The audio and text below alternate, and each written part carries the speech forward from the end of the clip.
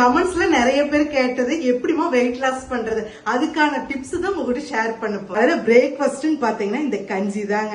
இது என்னன்னு பாத்தீங்கன்னா நல்லா ஆரோக்கியமானது, சத்து நிறைஞ்சது. நம்ம வெயிட் லாஸ் பண்றதுக்கு அப்படி இப்படின்னு போகாம இந்த கஞ்சி எடுத்துட்டா நமக்கு வெயிட்டும் லாஸ் ஆகும், நம்ம எனர்ஜெட்டிக்காவும் இருக்கும். கருப்பு கவுனி அரிசியை கழுவிக்கலாம், பார்லி அரிசியை கழுவிக்கலாம், நல்லா வெயில காய வச்சு எடுத்துக்கோங்க. கொள்ளு வறுத்துக்கலாம்.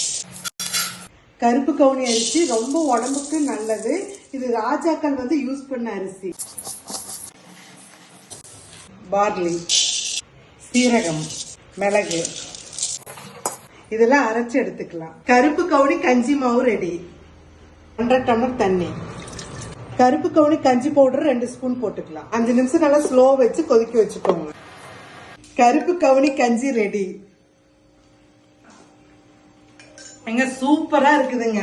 இந்த கஞ்சி தயார் பண்றதுக்கு நம்ம இத்தனை பொருளையும் வச்சு கழுவி காய வச்சு அரைச்சு எல்லாம் பண்றதுக்கு நேரம் டைம் ஆகும். இதுக்குதான் ஃபிட் அண்ட் ஃபுட் தமிழ்ல இருந்து கஞ்சி மாவு வாங்கியிருக்கிற கருப்பு கவுனி கஞ்சி மாவு.